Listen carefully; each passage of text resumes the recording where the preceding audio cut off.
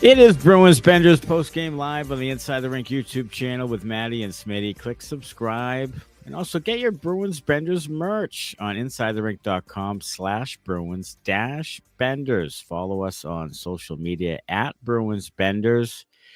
And the Bruins dropped their sixth in a row tonight, 4-1 loss in Tampa Bay against the Lightning, a team that was right behind them in the standings until now.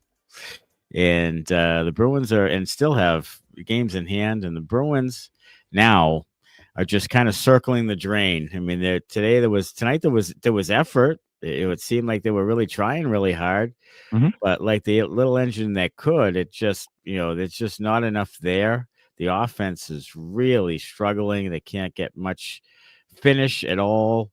And the power play is absolutely a detriment to them. The power play, I mean, I don't even know what to say about the power play at this time. I mean, it's been a running joke that the Bruins should turn down power plays. They should turn down power plays. I mean, it's costing them games. I mean, costing them games. Fuck's sake. Like the last two games, the Edmonton game, McAvoy on the power play, passes to Ryan Nugent-Hopkins, McDavid, shorthanded goal. 2-0 ball game. Tonight, shorthanded goal. Swayman has no idea where the puck is. Low-rye, overskates it or hops over his stick. Goal. Ball game. They just it's fucking pathetic. It's pathetic to watch this team try to fucking play power play. They're the worst power play right now in the history of the Bruins franchise. The worst ever. Yeah. I mean, why is Chris Kelly still in charge of this fucking thing? Why? Why? He's chatting up Brad Marchand after he comes off for a shift. Like Chris Kelly's going to tell fucking Brad Marchand how to play offense. Right. Are you fucking kidding me? Yeah, it's unreal. It really is unbelievable. I don't know what to tell you. Now the Joe Sacco thing, that's all rubbed off. This team is actually worse off now, playing worse off now than they were with Montgomery. They've lost 6 in a row. They cannot score at all. They went, whatever it was, 100 minutes before they finally scored a goal with Low-Rise goal. That was a first goal by a Bruins defenseman in 16 games, which was 3 shy of the franchise record, set in 76-77. There's just not a lot there offensively to create any type of real solid scoring chances. And how about this? The Low-Rye goal was high slot, which when the Bruins do score, like when they get shots in the high slot, they score quite a bit there. They just never get there. Frederick had one the other night. Zacha's had one in the high slot. Low-Rye had one tonight. When it gets to the high slot, there's some good chances to be had. They just don't get there. Yeah. And the puck doesn't get there. And everything's to the outside. It's the same old song and dance. And I'll tell you what, when they keep rolling out the same lines, and Johnny Beecher's gone 36 games without a goal, and he had another couple of sparkling chances that any other human being might score on, and he doesn't score. The first one he absolutely should have scored on. He had the entire net, and he literally, not only did he shoot it back into Vasilevsky, he shot it wide right of the fucking cage. He missed the net. The whole net was wide open, and he literally missed the net. Like if you watch the angle from behind, the shot was going wide. Even if Vasilevsky was standing on the bench getting water, he would have missed the fucking net. Missed the net. Yeah, he would have missed the net. And then the other one, the guy gets him while he's trying to, shoot it into another open net, and he shoots it over the net. I mean, I don't know what to say. I don't know why the guy keeps getting chances. I don't know why he does. He does. He's a first-round pick because he can skate fast. I think that's what it is. I mean, are they showcasing him? I hope so. Showcase the hell I'm out of not him. sure. I'm not sure what you're showcasing. I mean, it's Well, he like, got chances. So he got chances, and he can skate fast, and he's a center. So everybody else around the league that's listening to this podcast, Johnny Beecher is a find. He is a steal. He's a diamond in the rough. You should give the Bruins a first-round pick for him because he is a great, great player, and you guys would feel lucky to have him on your team. Yeah, showcasing him like your grandmother's old china that nobody wants. I mean, I don't. That's it's sitting in the hutch. He's good. Collecting dust. He's good. Everybody that's listening, he's good. He is absolutely brutal. Like there are guys like we've talked about before where the play just dies in their stick. There's guys who go to shoot the puck and I'm like, that's never going in. That's just never. There's only a couple of guys, Marchand, Pastrnak, who I think will score when they go to shoot the puck, and it's really pathetic. And there was a stat: 13 postseason games last year, and they scored less than 2 goals or less in 9 of them. Yep. And then they let DeBrusque go, brought in Lindholm, and didn't bring in any other type of goal scoring at all.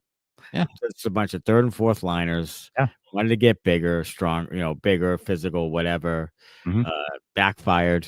The defense doesn't provide much offense at all. How are you going to score? How are you going to score against good teams? And against good teams, I'll have to go back and look at but against good teams, a lot of 0 goals, 1 goal against all those really good teams. And here's another night tonight, 4-1. You're just not going to win this way.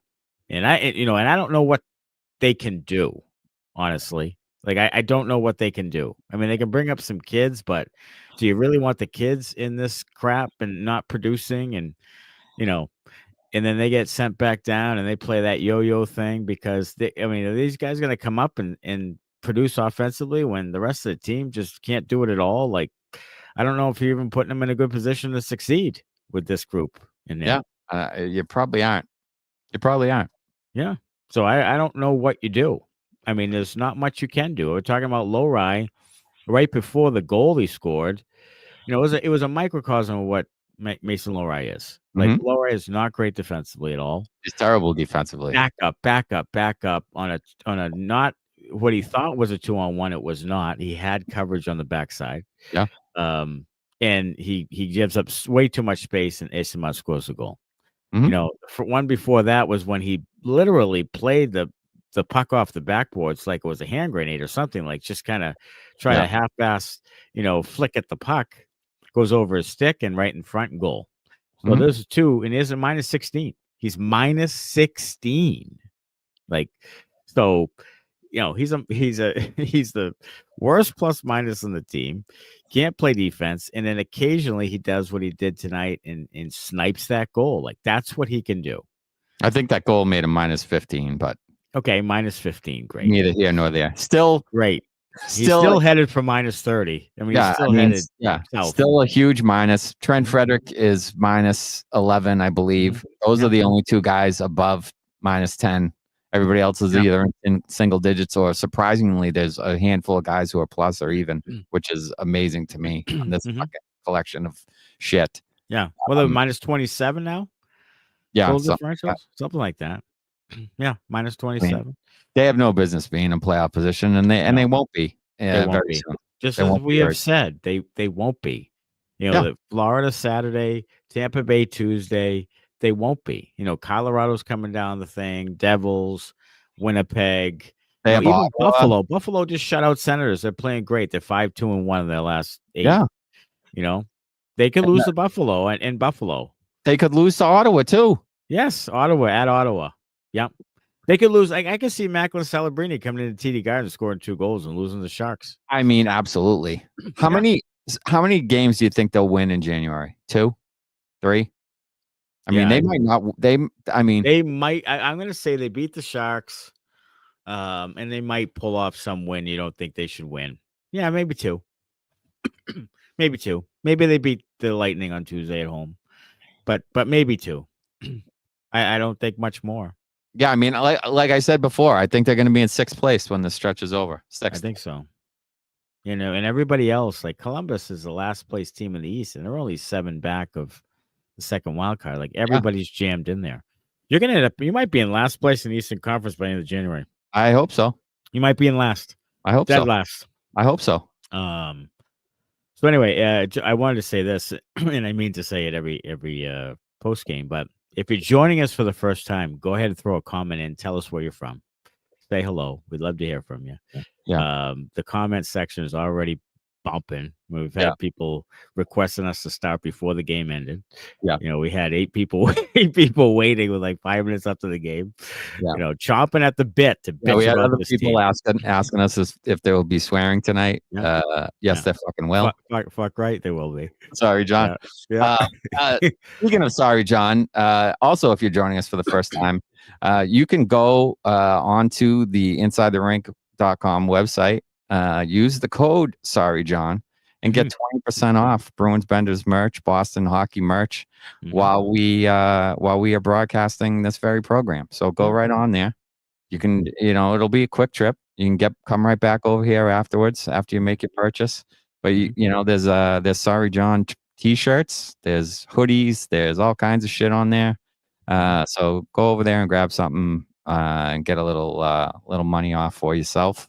And then come back over here and we'll swear at each other. That would be wonderful. Stephen Bentley from Nova Scotia, home of Brad Marchand and Sidney Crosby. And Nathan McKinnon. Possibly where Marchand's going. Right. Marchand's future teammate. Yeah.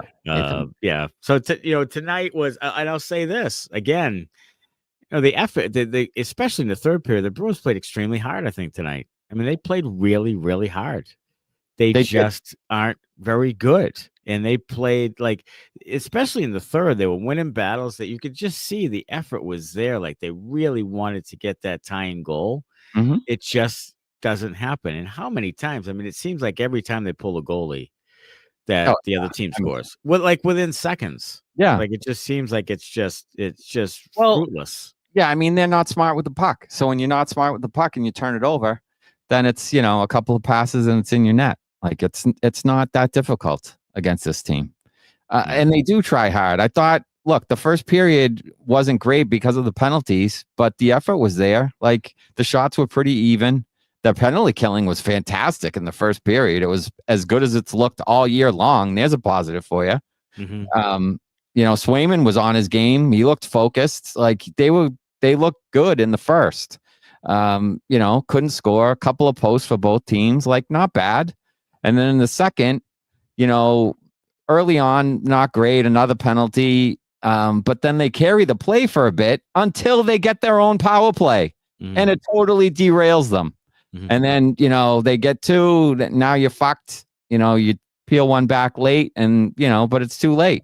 Mm-hmm.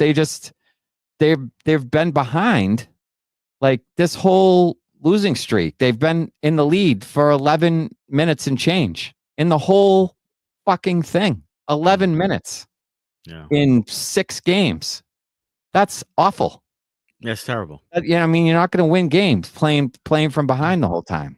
No, that was another game. It comes down to finishing. Look, they had chances tonight. Johnny Beecher had 2 amazing, glorious chances. Mm-hmm. They had other plays in and around the front of the net. Vasilevsky made big saves. They hit 3 posts. Yeah, they hit 3 posts. Like they had chances tonight. Mm-hmm. The finish is just not there. Mm-hmm. And it speaks to the talent of the guys on the roster. Yeah, sure, you need depth, but you need talent so that those scoring chances actually go into the net instead of ringing a post or shooting it back into the motherfucking goalie, for the love of God. Mm-hmm. Sorry, John. Yeah, I mean, it's just extremely frustrating. It's hard to watch. It's all of those things. Ken Brewer checking in from Nova Scotia as well. Good to have you here. And also Stringed Out joins us from North Oxford, Massachusetts. That must be, I'm guessing Berkshires, maybe like out Western Mass. I've never heard of North Oxford. And then Matthew Curtis is a transplant from Marshfield. Now he's out in Wilmington, North Carolina.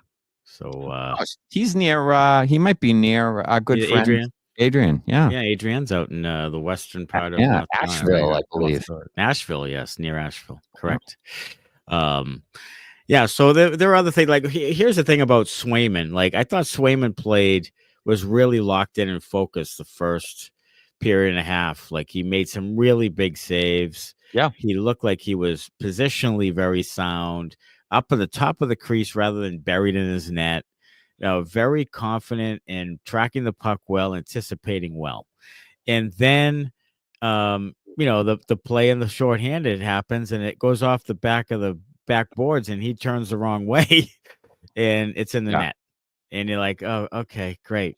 And then the next one with Estamont was that terrible play by Lowry, where back it up, and a goal. And then the Tampa Bay Lightning have an excellent power play, and they score late on the power play within seconds. Yeah. After the Bruins, I thought actually killed the penalties pretty well up until that point. But at that point, game's over, and probably losing focus and all of that type of thing. But overall, thought the effort was there. But I think that I almost think it's even makes you feel even worse because the effort's there. You're just really starting to confirm to yourself that it's just not there with this group.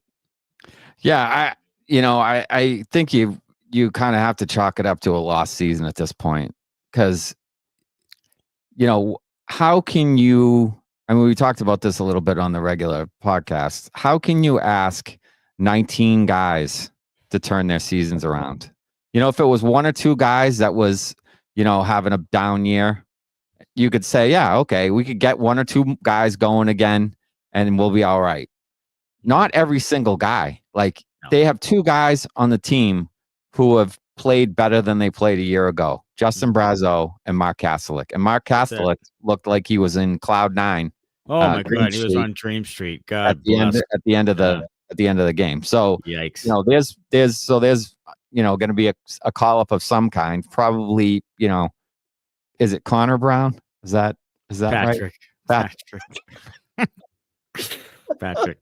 Connor's brother, Patrick. Patrick Brown or Jeffrey Veal, probably one of those guys. Yeah, that's Fox Guy 67 says it's Jeffrey Veal. Get the call. So, we need the Christ Almighty. So that's who it'll be. That more than especially against Florida. I mean, with Florida coming up, sure. Yes, it's not going to be any of the kids. They're not going to. No, not against the Florida Panthers on ABC. By Sam no, hell no. So you have basically 20 guys now who you need to get going. Like, that's not happening. It's just not happening. You can't have that many guys turn their seasons around all at once. Like, usually people go through slumps where a guy's up, a guy's down. Jake DeBrusk, a perfect example, very streaky, on fire and then disappears for 10 games. Trent Frederick's been public skating for a while. So you're not going to get all these guys to turn their games around at the same time and have it last through the remainder of the season. It just isn't happening. The season is lost. It's over. It's done with. Trade away the guys, make a hockey trade to shake up the core, strip some A's off of people, and fire the fucking general manager into the sun and get some new fucking blood in here. That's what they need. Top down. Enema. Everybody has the possibility of being gone, and start at the top. Sweeney, Neely. I know you say Neely's going to stick around. I want him gone. Both of them gone. Fire the fucking scouting department. Those guys can't draft worth of shit. Like, everybody gone. Coaching staff wiped out. Everybody gone. And then trade from the core. You gotta do something here to light a spark, to change the DNA in the room. It needs to happen. It needs to happen. I would really love to get one opportunity to ask Don Sweeney, like, when you're scouting, draft or trades or whatever, free agents, are there any analytics or or is there like a common denominator, the type of player you're trying to get? Like what are you identifying out of players? What's the makeup of a Boston Bruins player, and see what he would say to that. Like, it just feels like is there an identity that you're looking for? Is there any type of common threads that you're looking for in a player when you're trying to acquire them? And I'm just not sure there is. I know. I think right now it's size, and that's a shit way to draft. But it's such a simple, stupid thing. I know. Like, size doesn't matter. No, it doesn't matter at all. No, if the guy is tall but he won't compete, what good is he? Right. I mean, it's the toughness and the compete level that you want. It's not necessarily the size. We see some big guys who didn't give a rat's ass about playing hard. So that's not it. It's just not it.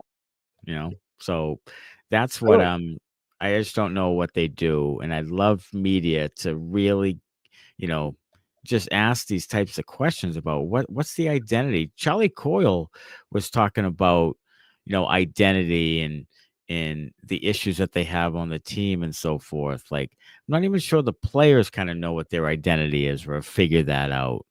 And I just think, I think they like each other in the room, but I just don't know if they kind of understand why they're together, why this group is what it is.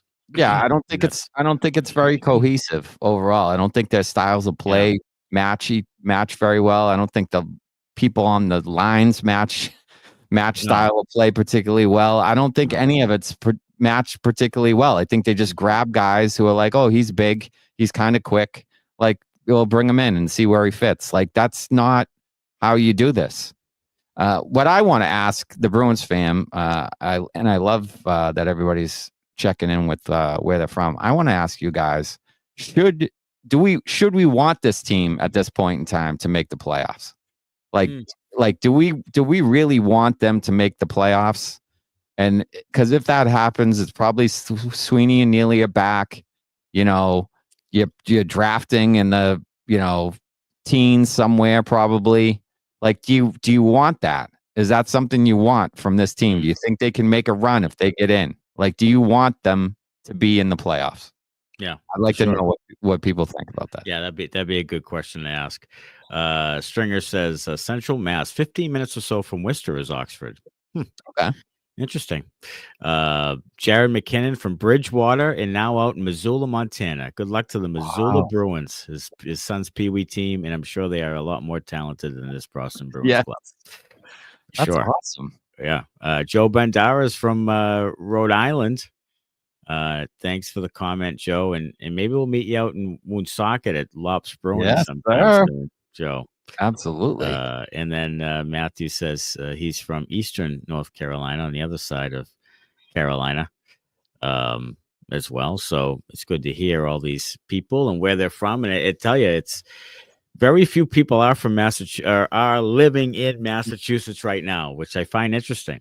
It's almost like they maybe they're not getting post game activity, or they're not going to get a lot of transfer. They got to get it somewhere. Get it from us. Get it from Tell all your friends. Cranbrook, British Columbia. Zach Hayes says Canadian Rockies. Love that. Canadian Rockies. Oh, Amesbury. Here we go. Chuck Berry. Chuck Berry comes in from Amesbury, and Kyle's from Quincy. Love it. Yeah. Bristol, Rhode Island, Benjamin. All right. There's another one. You got to make your way up to Lops Brewing. This, huh? Yeah. Bristol, Rhode Island. Yeah. All right. So we were actually planning on maybe doing another I don't know what we call it. What do we call it when we go live somewhere? We call it drunk fuckery. I don't know. We call it Benders Live at Lops or whatever. Yeah, whatever. Another one. If they made the playoffs, watch party. Yeah. Yes. Bruins Benders watch party at Lops. We were going to do another one in the playoffs, but that's looking more and more. Yeah, I don't know. Might have to be April instead. So yeah, people will have to do one in 2026. Yeah, 2026. 2026. Yeah. Maybe we'll do one out in Tampa when they play the Lightning in the Stadium Series. I think we're gonna effort to travel down there and cover that bitch. Yeah. Shawn Michaels down there, he said, and we're gonna be T-Boz. We're gonna be Bruins Benders live from the Stadium Series, February 1, 2026. Yeah, we're gonna be down there making some things happen. Yeah, why not? We'll be in Montreal in April For Yeah, we will. near Montreal. Yeah, Benders on the road. Yeah. April 3rd, we're going to be up there, probably getting laid to death by the Canadians as they pour it on us. Mm-hmm. What are the odds that Cole Caulfield has a hat trick in that game? It's very good. Go to DraftKings and put some money on that bad boy. Yeah, for sure. Shaz, let's get to the comment. Shaz Diet says Mason Lohrei needs to sit for a few games. And the issue with that, Shaz, is that he has to pass through waivers, which they won't want to do. But I'll tell you what, to get sent down rather. But sitting games, sure. I mean, if you want to sit him and put Osterley up there, we were actually talking about that pregame, like why Osterley isn't playing. His numbers are better than Wotherspoon's, and we were trying to figure that thing out, like why Osterley, I thought, did a fine job. Sure, he's a veteran guy with experience. I'm not sure why he's not playing, to be honest with you. When maybe it's time.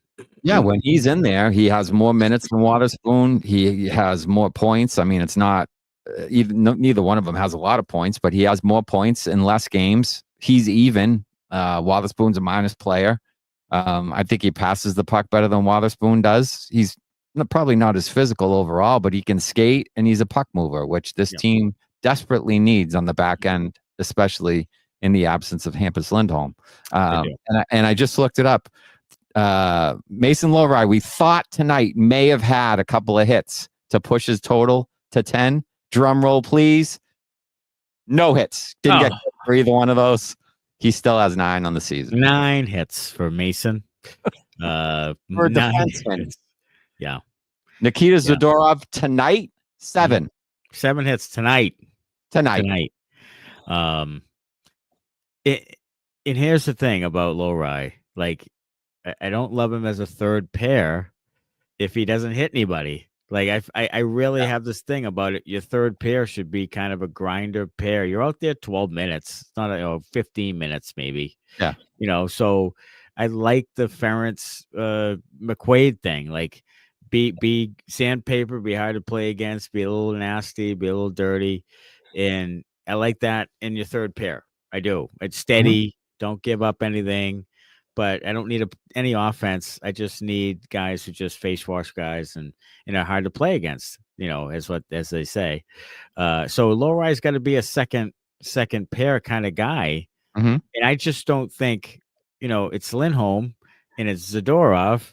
Mm-hmm. And I don't want Lohrei as a third pair. So unless Zadorov's a third pair, then you really have to question like what, how Lohrei fits.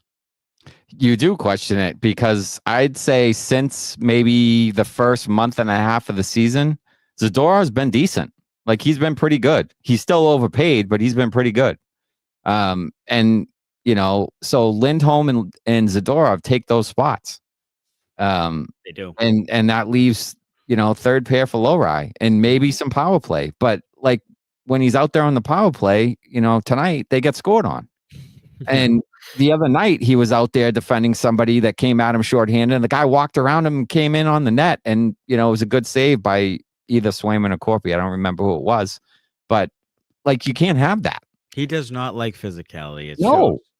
So he's not going to step up at the blue line and just put his fists in someone's chin. He's just not going to do that. So back up, and that's just not okay. It's not going to work. He's, like, as far as the physicality goes, he's like a tall Matt Grzelcyk. Yes. So, like, what the hell does that do? It is. Like, everybody was complaining about Grzelcyk, saying he got run over in the playoffs. Well, Lohrei's getting run over in the regular season. Never mind the playoffs. Yeah. I mean, it's going to be worse come playoff time with guys from Florida barreling down on you if they can even fucking get in, which they won't. But I don't know. It's just his defense needs to come a long way before I'm like happy with him really playing it all back there. Absolutely. Chris Jackson from Breton, Alberta. Hi, Chris. And John Brown's from Newfoundland. No face. So, Macaulay Martin is from a tiny town called Woodstock, New Brunswick, Canada. New Brunswick, as I well. love it. Yeah, and then Cabs from Rhode Island. Yeah. So this is really cool. And then Hugh Frazier's from Montreal. He's been a Bruins fan since '67. Awesome. We're going to be up in your neck of the woods. We're going to be at the game April 3rd, Hugh. It's going to be a great time. It's my first time there. It's Smitty's second time at Bell Center. So it's going to be really, really cool for me to witness that against the Bruins. Of course, they'll be fucking out of the race, but whatever. It'll be nice to watch Bruins Montreal in Montreal. Yeah. Taz24 says, never thought I would miss DeBrusk and Heinen. Yeah, I guess that's true. I was thinking about it tonight. 2014 draft was in Braden Point went in the third round, 79th overall. In that year, the Bruins took Ryan Donato, I think 6 or whatever, in the second round. Can you imagine if after Pastrnak of the first round, they took Point in the second round? Boy, that would have been something. It would have been pretty good for a while. You'd have another center. They would have a center who could play.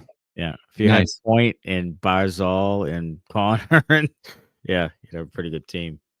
Well, just think about your centers. If you had those, like going back to then, like you'd have Bergeron, Krejci, Point, 1, 2, 3. Like you wouldn't have even had to make a trade for Charlie Coyle. You wouldn't be on the team. Yeah. You'd have 3 really strong centers up the middle. You wouldn't have Coyle. No. You wouldn't have to pay him $5.5 million. Oh. Yeah. Ken Brewer from Nova Scotia as well says, fucking bullshit team. I can't believe I haven't polished off my 2 quarts of whiskey. Yeah. Dan Maynard can't stick around for the fan comments. Got to get back to work out here fighting spiders and sharks, gentlemen. Dan, thanks for checking in. Stephen Bentley is from Nova Scotia. Also, Sean Michael, I'm not confident these asswipes can beat any team at this point, and that is true, Sean. No, the way they don't score. I mean, every game's a game. Like anybody can beat them. There seems to be a ton of sort of parity in the Eastern Conference, and some of the lesser teams like Columbus, Montreal, Buffalo are starting to play much better. So it's getting scary, folks. It's getting very scary. Here's something I need to know just for myself. Is Nova Scotia and New Brunswick is that considered the Maritimes of Canada? You people can help me out. I don't know what the Maritimes are. I've heard people mention the Maritimes, but I don't know what it is. Big geography guy. It has its own time zone. I know that. That's why I want to know. Yeah, it's like another hour ahead of Boston or something. Yeah. It's like an hour and a half ahead, I think. I've been to Mass Maritime. It's in Cape Cod. Yeah, me too. Buzzards Bay. All of my family on my mom's side generates from St. John's, Newfoundland. So is that the Maritimes? Is that considered Maritimes? Shame on me, but I have no fucking clue. All right. Yeah, you should know that. New Brunswick. Okay. I've been to St. John, New Brunswick. I think I went I went over the border. We were playing way up in Maine one time, coaching high school basketball. We went over the border into St. John's, and I went to this a truck stop type of place that was a big sort of eatery truck stop thing. It's all I remember. And that's really the only time I've been there, to be honest. He says, yes, it is the Maritimes. Thank you, Tat. Okay. Thanks, Jess. I appreciate it. Good. I went to Prince Edward Island on vacation once when I was a kid. Beautiful. Yeah, beautiful. Yeah, I hear it's really beautiful. It is. Cam Berger, there's on a team in the NHL I would be shocked to lose to at this point. This is very true. The Panthers game should be interestingly bad, which is true. It's on ABC too. It's on ABC at 1 o'clock. You get embarrassed on national television, national TV, in front of your moms on a Saturday afternoon. Here's the thing. How far does this go before something happens? Like, they're not going to fire Sweeney midseason. But how far does it go before something happens of any sort? Like something. I mean, I don't know, because it should have happened already. Thank you. Yeah, it should have. Yeah, so, but we know how slow triggered he is. Yeah. So like that's the thing. Like I don't have any idea. The way that he handles trades and the deadlines and stuff is all like super measured, very low risk. Like he doesn't want to make any kind of mistake by trading away a guy who has a really good season for another team. Like, he's just not that guy. He doesn't have any balls. He doesn't have any kind of foresight or anything like that. So when it comes to changing the culture of the team, he doesn't want to do it. It's not in him to want to do it. So I feel like he's going to let it go until it's like the trade deadline. And then it's like, oh, it's okay to make a trade now because it's the deadline. Mm-hmm. Like, I feel like he's going to just like, they'll let it go and just push it off and push it off and push it off and be like, oh, these guys are good. It's a good group. They like each other, strong room. They'll turn it around. And like I said before, 20 guys are going to turn it around. Like, that's the thing. It's not like it 2 or 3 top stars. It's 20 guys.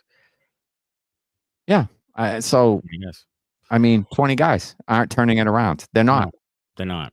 I mean, that's that. And when Charlie Coyle comes out and says there's a lot more to it than just lack of scoring, then that's alarming to me. That means they even know there's a lot more to it, which means it's not overnight. Yeah, it's not just scoring. I mean, we talked about this too on the pod, on the regular episode. They don't do anything well. You can't name one thing on this team that they do well. You can't say, oh yeah, that's an area where the Bruins are very good. They're not very good at anything. No. They're average or worse at everything. Everything. It used to be goaltending and defensive structure were strengths. It used to be penalty kill was a strength. None of those are strengths now. No, they're like 20th penalty kill. Yeah. They're 20th in penalty kill. Their power play is the worst in the history of the franchise. They can't score. Swayman's having a down year, so they're not getting goaltending. Mm-hmm. Their defense, they have a minus whatever you said, 27 goal differential. That's along the lines of some of the worst teams in the league. Yeah. Like, they're not good. No.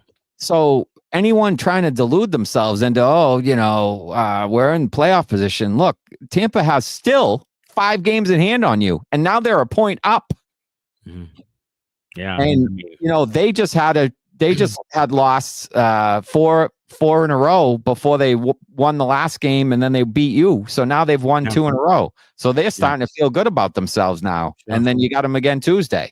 Yeah. After you play the defending Stanley Cup champions that has your number. Yeah. So I'm going to say the losing streak's at 8 after Tuesday.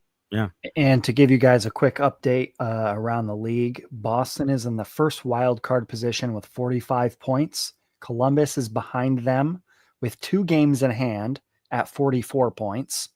And the Pittsburgh Penguins, who beat the Oilers tonight, have 1 game in hand and are also at 44 points. Wow. So you're 1 step out of the thing. You're 1 point out of it.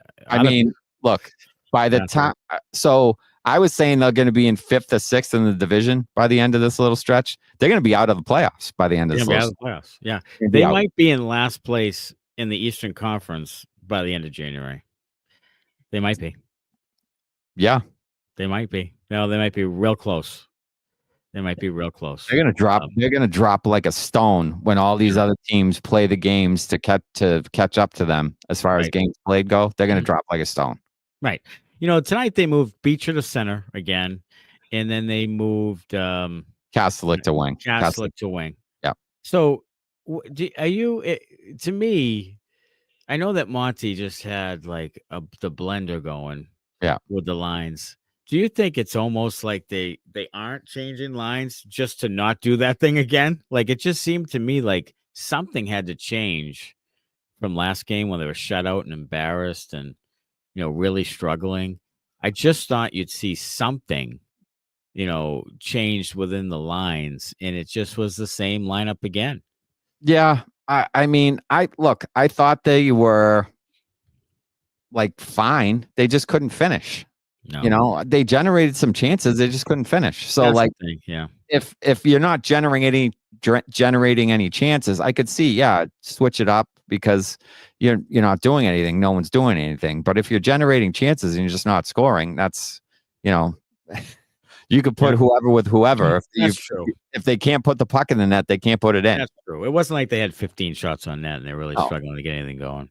So that is true. But yeah, I wonder. Aussie said about they'll probably get the Monty Blender out for the next game, but we'll end up with Mick on the first line. But I just, what do you think? I can't believe I'm saying this. I haven't changed lines a lot this year. Producer Connor with that gem. I love it. I can't believe I'm saying this, but what do you think about Frederick on the top line on the left wing? I think you're delusional. Okay, so here's my thought process. Okay. Here's my thought process, and you know what I feel about Frederick. I mean, this is not me. This is just. I want to hear this. Frederick had his best year with Taylor Hall on the other line. Correct. Yeah, with speed and skill and needed some attention. So I'm thinking Frederick on that top line with Pastrnak, who's getting all sorts of attention. Yep. And maybe Freddie gets a few bids here and there and maybe finds it a little bit. Try it for a couple of games. Frederick, Zacha, Pastrnak. And you can put Geeky down with whoever the fuck he was with, Brazo. Geeky with Brazo and Wallstrom. Wallstrom. Is that what it was? Yeah. I guess, yeah. I mean, I don't know. I mean, I'm just wondering, like, of all the changes that haven't been made yet. Yeah, that's one. That's one that you talked me into it. I would go for that. Yeah, I would go for it because look, it got Geeky going a little bit. It did. So maybe it could get Freddie going a little bit, and then you can trade him for a higher. The worst thing that could happen, you lose another game. I mean, yeah, it doesn't matter. I mean, at this point, you can put me on the left wing. Who gives a fuck?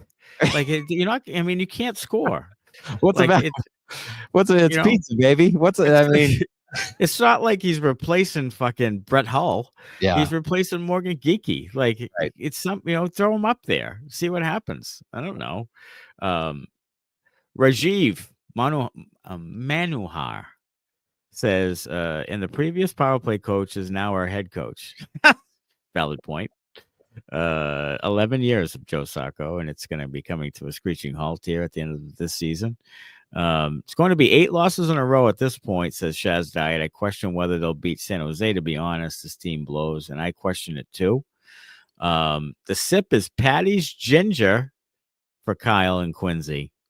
Doesn't even matter. Gonna be 7 in a row after Florida. This team is miserable. He also says, wonder if Sacco is going to love the end of this game too. Gutsy loss. Sacco.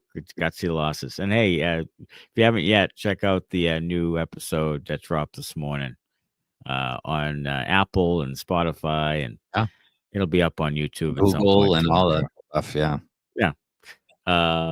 We gotta stop going empty net, says Dan Maynard. Mm-hmm. That's for sure. Let's see. The only way Sweeney saves his ass this year is if by some miracle he gets Pedersen here. I don't even think JT Miller would save his job, says Matthew Curtis. What do you think about? My only concern with Pedersen is that there is some questions about his drive. And is it another guy you're throwing in here that you gotta friggin' motivate and stick something where the sun doesn't shine to get him going? Possibly. But he is an elite talent. So I'll take my chances. If some of the stuff that I heard was, and I don't know why Vancouver would go for this, but just bear with me for the sake of, that's what's going to get him here, is Frederick, Coyle, Patra, and Lowry for Pedersen. And if Frederick, that happens, Coyle, Patra, and Lowry. Jesus. Yeah. Well, if that happens, then you put him with Pastrnak, and maybe that juices him enough. It gives him another guy who's a 100-point guy that he can play with, that is, European, and it's not JT Miller screaming in his face, telling him that he sucks. And, maybe that is enough to get Pedersen to play up to his level. Yeah, I mean, here's another thing about Taz24 says, and it brings up a good point.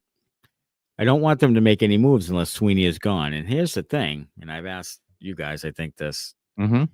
Would the ownership let Don Sweeney actually make a major move if they had any inclination that they might move on from him? Do you know what I'm saying? So Yeah. I think that's a mean, good point. And Kurt Lalonde brought this up on X, and actually, I have to give him credit for this because I think it's a really good point. Is that it could be a factor come trade deadline or before? Is that do you really want a guy who's maybe starting to get on the hot seat and maybe out the door at the end of the year? Do you really want to make in those types of moves? I mean, that's a concern for sure. It is. So like I said before, I thought Sweeney should have been gone in the offseason, personally. But now that he's here, do you fire him mid-season and install an interim GM? I mean, that stuff happens. Put an interim GM in and let that guy make the moves, make the trades, make the decisions. Or I guess, you either live with it if you're riding Sweeney until the end of the year, or you put a freeze on him and you don't let him do anything. So yeah, that's a concern, a huge concern, because they need to get assets in because the team's not very good. So any asset that they can get back for a guy who's going to be a UFA or a guy who's an RFA that they're not interested in re-signing, you need to get assets for those guys. So you need to trade them out of here. And I personally don't want Sweeney to be in charge of that, but if he's still here, somebody's got to do it. And I want them to recoup those assets. So to me, somebody's got to be in there making moves, whether it's Sweeney or somebody else. Somebody's got to do it because I don't want those guys walking away for nothing. No, I don't either. Jess says, you guys do a great job telling us how you really feel about this team. We appreciate that. To be honest, the Bruins will be fine. All right, Jess. Hey, look it. I hope you're right. Love the positivity. Love the positivity. I saw someone else here from JM. Hi from San Diego. Oh, yeah. That's beautiful weather. Yeah. I love me some San Diego. Well, fuck you, San Diego, right? Isn't that what Anchorman said? Go fuck yourself, San Diego. Go fuck yourself, San Diego. Yeah. Yeah. I you know what? I never got out to San Diego when I was out in the LA area. I wanted to go and I just didn't get there. But it's beautiful. I hear it's unbelievable, and I will go before I die. So San Diego's looking a lot better than Los Angeles these days. Yeah. Sorry. San Anybody who's Diego out near there. Jesus. means a whale's vagina. Yeah. Yeah. Taz says Sweeney is Canada's assistant GM, and nothing will happen until the Four Nations is done. I just think if this gets to 8, 9, 10 losses in a row, they got to do something. I mean, I don't know. If it gets to 10 losses in a row, he might be Canada's full-time GM. He might. He's not going to be the GM here anymore. No, he might. He might have some free time. A little 2 cents on that. Elliot Friedman, I think it was today, on an interview, did say that because of the roster freeze for the Four Nations tournament, that there's going to be a lot more activity before that roster freeze is done. Right. Because then there's only a 2-week gap when they get back before the trade deadline. Right. Yeah. So when's could be when's Four Nations start? First week of February? I believe 9th, 10th. I want to say around the 10th or the 12th, the roster freeze The is. Bruins' last game is February 8th. Okay. And they don't play again until the 22nd. So there's a 2-week window there where the Nations tournament's on. I think this tournament starts like the 10 or 11, something like that, 11, 12, in that range, right around President's Day-ish. Here's another question. We wrote an article about Charlie McAvoy possibly being injured. There was some stuff on social media about him having a cast on his right wrist down in Tampa that we saw in some of the social media stuff. Do you think he asks out of the Four Nations? Because he shouldn't really be on the roster. He shouldn't be playing if he's hurt. No, I know. But do you think like he asks out of that and be like, I'm nicked up, like I can't do it? I would like him to. Yeah. I don't know if he will. Yeah. But I would like him to. Pasta didn't bow out at the World Championships last year after that I get. just because, first of all, it's the World Championships. It's not some, made up for this is a made up tournament. Like, this is like the NBA in-season tournament. Like, This is a made up money grab by the NHL. Made up money grab, but with four nations. Like, so I guess I think it's a little different that way. But he'll probably still play, and I think it's wrong. I think he needs the rest. I'd rather have him have the rest. I would too. I would too. Sabar Cross says Coach Belichick traded good players to teams in the same division. He didn't care. He did not. And I think you see, it now more than ever, teams do trade within division. It used to be like a no-no, but now it's different because of salary caps and things. And I think and no trade clauses and all that stuff. You do see more teams being traded within division. I don't think like Brad Marchand is going to end up in Toronto or anything like that, or something like that. I don't think that's going to happen. I don't think Charlie McAvoy is going to end up in Montreal or somewhere, but I do think it can happen nowadays. I'm just not sure. Other than Frederick, I still don't think you'll see anybody off the roster that's any member of any part of the core is going anywhere. I just don't. Yeah, I agree with you. I would be really, really surprised. John Callahan says the only guys on this roster that could get you some major value in return are Pastrnak, McAvoy, Marchand, and Swayman, and that's probably true. Yeah, 100% true. Probably true. Yeah, 100% true. Type of value, sure. Yeah, that's why I think the Pedersen talk. Like I said it before, like I would do McAvoy for one of those guys straight up at this point. I would, just because I think the core needs a shakeup, and I don't think. I think he's regressed in the last 2 years. So, I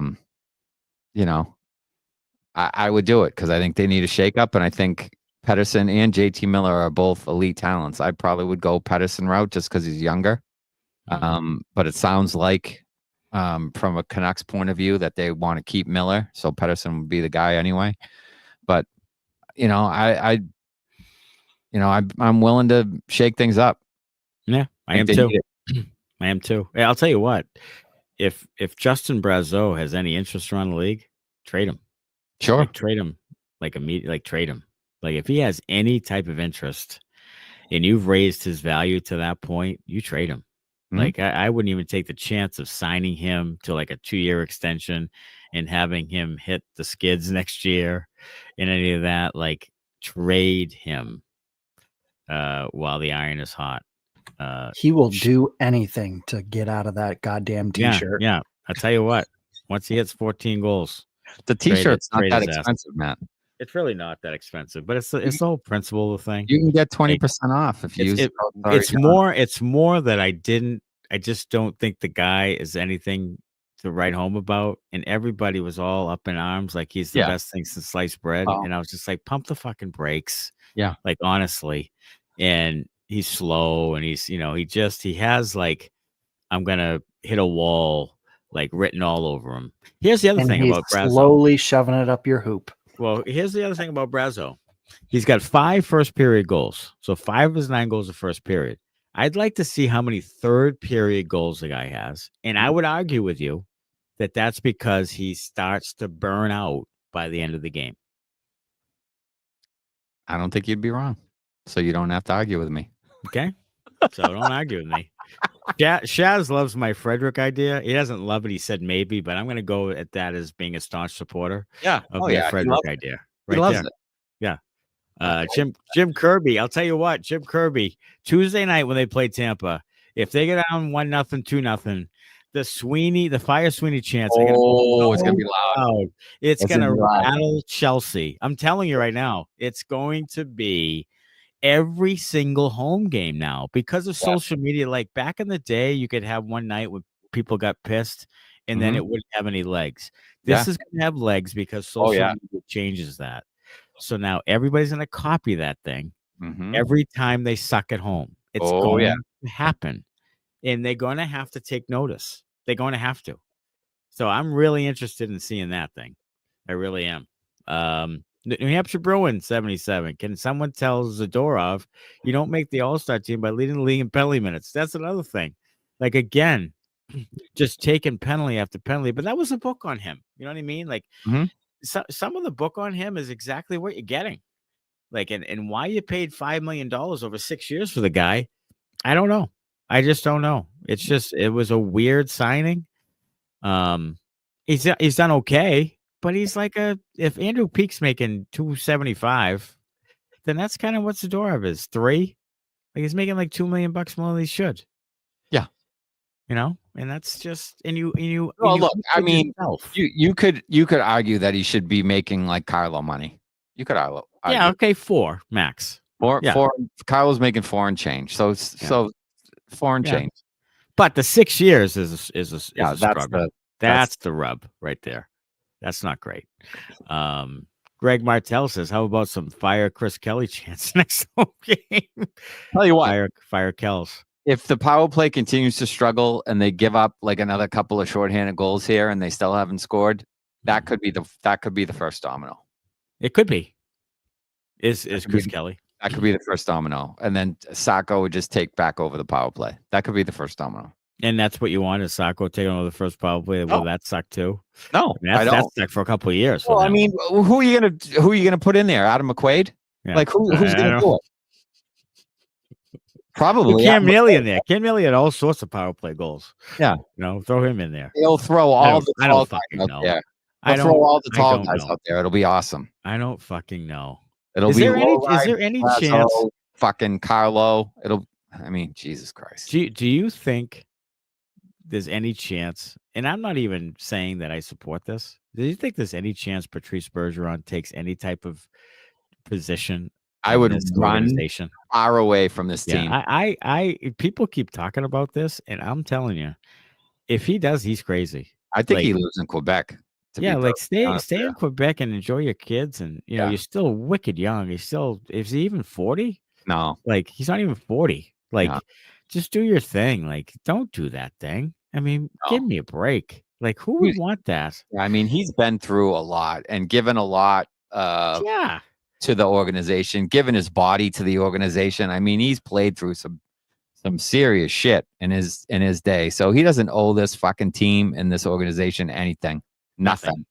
So if I'm him, I'm enjoying retirement with my wife and kids in Quebec and vacationing somewhere warm and enjoying life. I'm not jumping aboard this fucking sinking ship. No, thank you. Yeah. Cam says, what's funny is McQuaid was just as effective on the power play as Chris Kelly as a player. Yeah, probably true.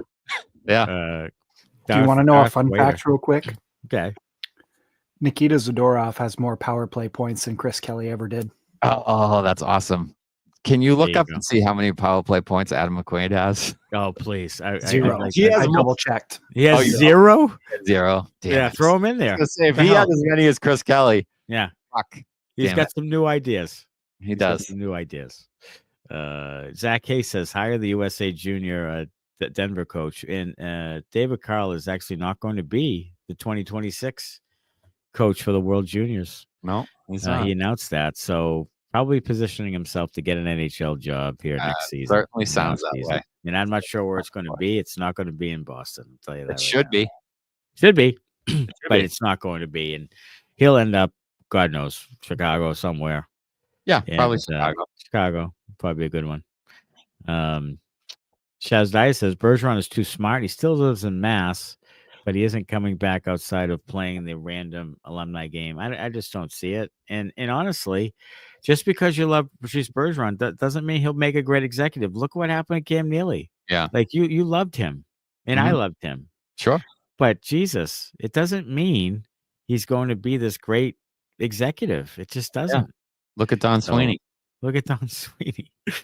Who I didn't love as a player either, but you get my point. Yeah. Carlo, Coyle, and Freddie in next year's first for Pedersen. Not this year's. It might be a lottery pick. Freddie in 2026 first. Yeah, I don't think because you're not going to be very good, right? You might miss the playoffs next year. Yeah, I don't think that's enough. Yeah, I don't know. I don't know.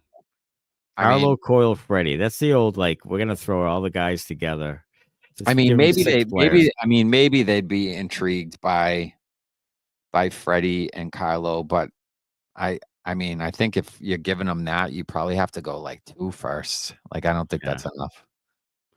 So Chad says, who do we think will be the next head coach of the Boston Bruins? Who do I think it's going to be, or who do I want it to be? I have a guy. Go ahead. I want it to be David Carl. Okay. But I think it's probably going to be like, I think it's going to be, who's a former Bruin?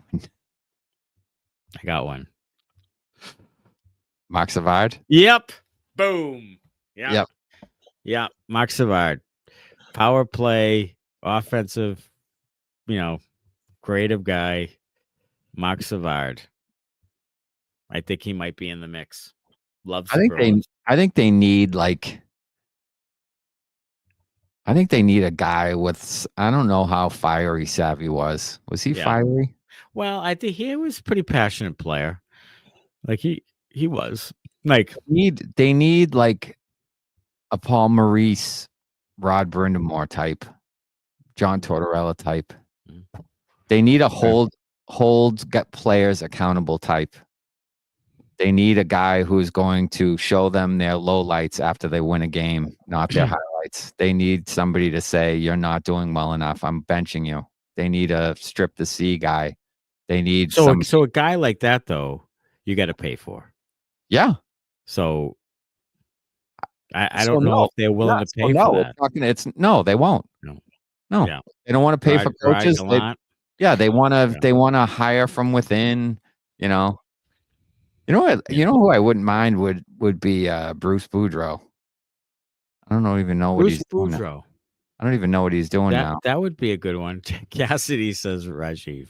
Yeah. Bruce Cassidy, bring him back. They should have never fired him in the first place. They should have kicked Jake DeBrusk out instead of the coach. Yeah. Coaster Gamer Guy Katz says, I shared, liked, and subbed to this lovely live stream. Thanks so much. We appreciate it. Awesome. That's good stuff right there. Hey, play the line changes thing. Whenever somebody subscribes, we're gonna do the line changes. I haven't changed lines a lot this year. There it is. Well, we have changed. We've added a subscriber, so thank you. We appreciate it. Yeah, we gotta find a liner for new subscriber. You know who would be a dark horse for the Bruins coach? Colton Orr. I'm not sure where he's coaching now, but before the PHF dissolved and turned into the PWHL, he was the coach for the Connecticut team. Okay. All right. Okay. We could do our beauty sounder for the new people. Oh, there you go. Yeah. Gonna love you, eh? They're gonna be loving you from dawn until dusk. Yeah, there it is. There it is. Right. New Hampshire Bruins says the whole staff right down to the ownership needs to go. I never liked Jacob's family owning the team. All they care about is the money. I'll tell you right now, as much as that you may want that and it might sound wonderful, the Jacobs are always going to own this team till kingdom come. Mm-hmm. It's just too much of a cash cow for them. And that's the thing. But here's the thing about it, though, is that right now, up until now, they spend to the cap. Mm-hmm. So it's not like their lack of money is really hindering the team all that much. I mean, the team's been pretty successful since the cap era. It has. And they've been able to pay to the cap. Now, if the cap goes to 120 million in the next 4 years and they start pinching pennies and say, yeah, we'll do $1 million, we'll do 100 million, but not 120, then you could start bitching about that thing. Yeah. But right now, I don't think the money thing is the problem. Now, who they pick and that type of thing for certain jobs. Yeah, I agree with you there. Mm-hmm. I would agree with you there. But this next GM, whoever it is, I guess it'll be pretty telling because they can't have, the place half full and the team can't be bad for very long because it really takes away the money. So they are going to try to be at least pretty good every year so they can make that money, in my opinion.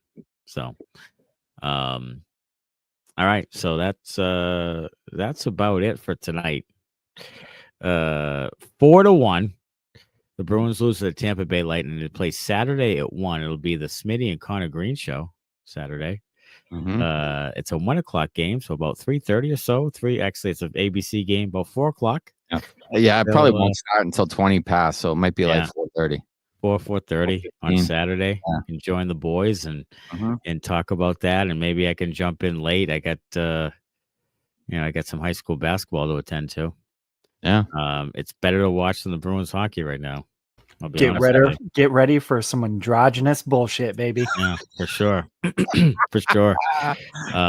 Yeah. So check out the new episode that dropped this morning on all platforms. Buy some merchandise. And, buy some merch, InsideTheRink.com/Bruins-Benders. Use the Sorry John code for 20% off. Subscribe to the YouTube channel. Give us a rate and review on Apple Podcast. Do all that shit. Be our marketing gurus. Yeah, that model on the graphic looks a little bit like Mason Lowry. It does. It man. really does. He Wearing does. shit for us, doing it up. And he scored tonight, so do it for Mason. He was -2 and +1 and all that, but do it for defensively, he Mason. was a train wreck, but he scored a nice goal. Hey, until Saturday, as always, go Bruins. Thanks a lot. Bye-bye.